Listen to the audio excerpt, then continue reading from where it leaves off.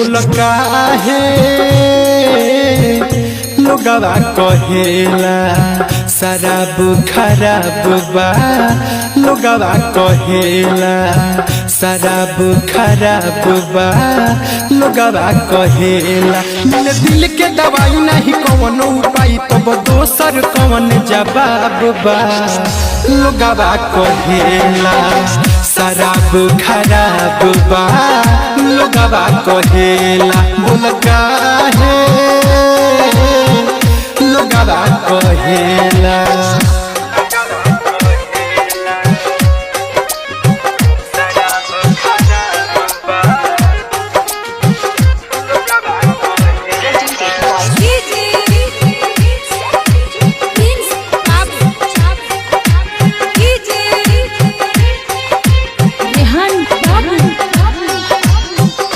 कैसे बताई काहे जिहिले याद करे आवेला तो खूबे पीले।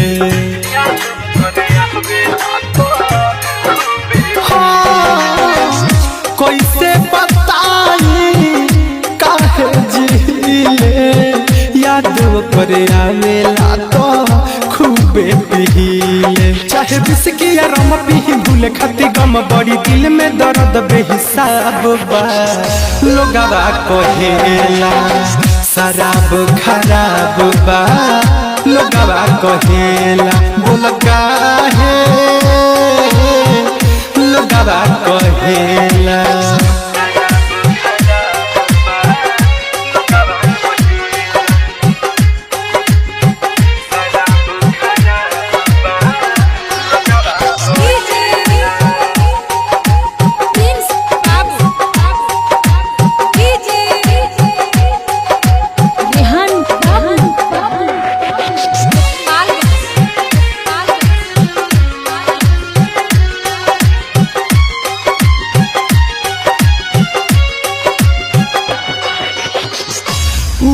दीपकवा के छोड़ देला सहो दारू से नाता सुना जोड़ देला सहो।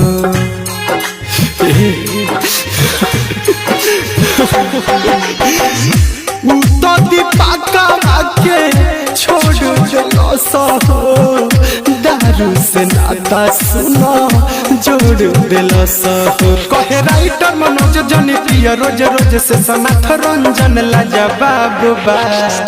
लोगवा कहेला शराब खराब बा।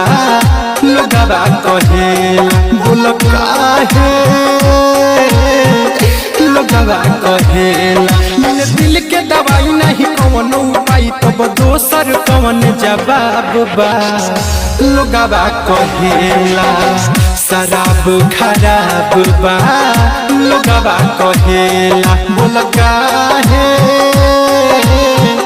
लोगवा कहेला।